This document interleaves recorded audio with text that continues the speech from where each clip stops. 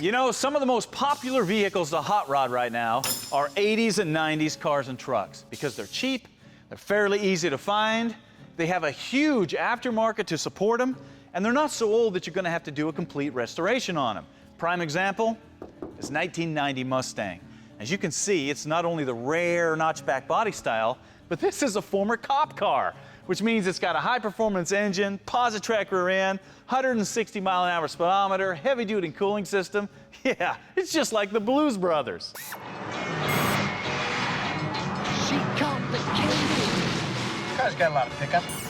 It's got a cop motor, a 440 cubic inch plant. It's got cop tires, cop suspension, cop shocks. It's a model made before catalytic converters, so it'll run good on regular gas. Now, since most people in the 80s and 90s were into cruising and not high-performance driving, most 80s and 90s cars are missing a very important component: a clutch, a third pedal, a shifter. And one of the biggest questions we get is, how do you convert an automatic car to a standard shift? Well, it's not that hard, and we're going to prove it to you using this old Mustang. Okay, the first thing you need to do is gather the right parts, which means you need a pedal assembly. Fortunately, finding a pedal assembly for a fox-bodied Mustang is fairly simple on eBay or at a salvage yard. We got these from State Line Auto Parts in Portland, Tennessee. Once we clean this up, it's going to look like brand new.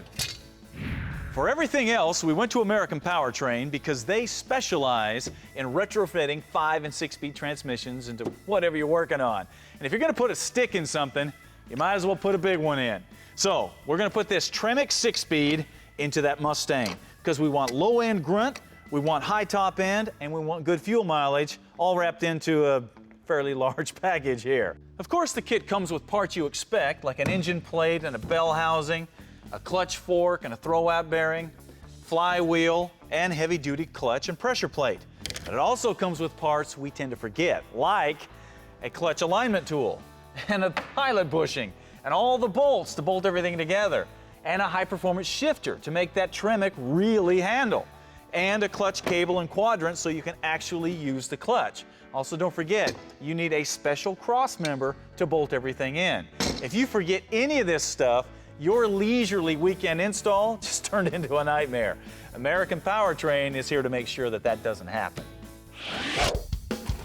Okay, the first step is to get the old automatic transmission out, and that means pulling out the console and shifter, then getting the old exhaust system out of the way.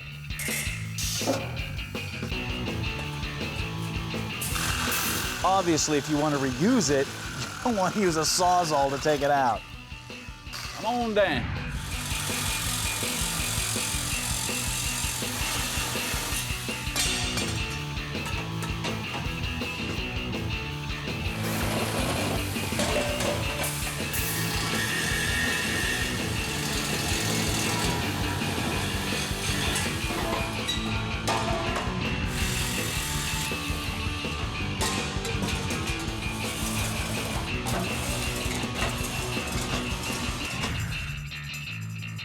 Finally, pull out the drive shaft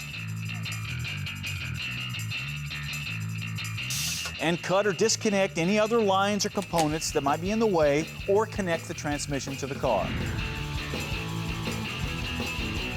Now, just unbolt the transmission and lower it out of the car.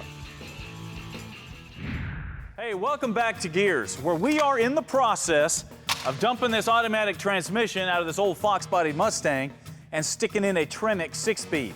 Because this is one of the most popular modifications that people like to do to cars and trucks and muscle cars and hot rods. And we're getting a ton of questions on how to do this swap. So that's what we're doing. Now, once you have all the old junk out of the way, it's time to fit the new stuff. And I say fit because it's up to you to get it in place and see if there's any clearance issues in the floor or the transmission tunnel. And if there are, it's up to you to fix them. On the Fox Mustang, about the only modification required is a tiny bit of trimming on one side of the shifter hole.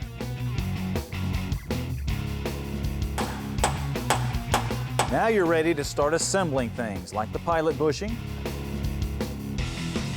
the motor plate and flywheel,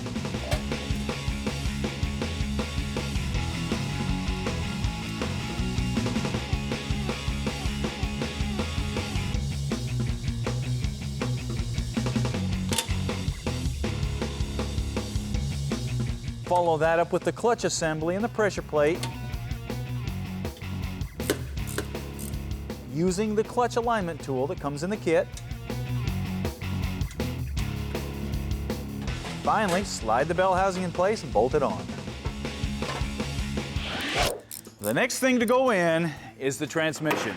But before you hoist this big old boy up in there, you want to make sure you got everything installed on it. Like your clutch fork and your throwout bearing, your transmission mount, and whatever you're going to do with the shifter. Now, like I said before, we're going to use this white lightning shifter from American Powertrain because it's going to give us much quicker, firmer shifts.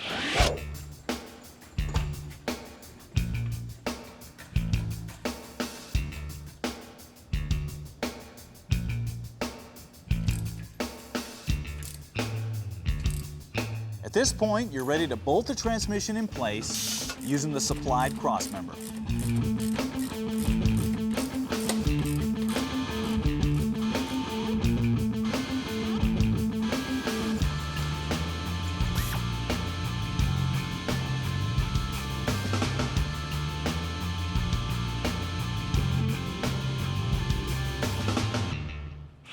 Okay, the last thing you need to do is modify the pedals so you can actually control the clutch. So we're going to take our junkyard pedal assembly that's all cleaned up and painted, and we are not going to install all this broken plastic junk. Instead, we're going to put on this aluminum quadrant that comes with the kit. Then we're going to take this pedal assembly and swap it out for the one that's in the car. Now, this is a direct replacement, so there's no tricks here other than just getting your big body underneath the dash.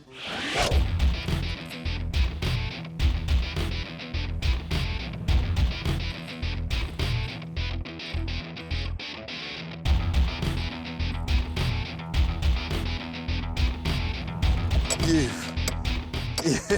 sucker! Come out of there! With that done, run the clutch cable, install the shifter handle and the boot to seal the hole, and that's about all there is to swapping a stick into a Mustang.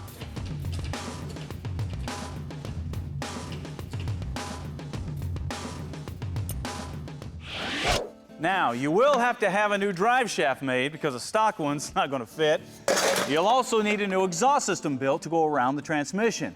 But the first time you grab that shifter, slam it into gear, pop that clutch and squeal those tires, you're going to know you did the right thing getting rid of this.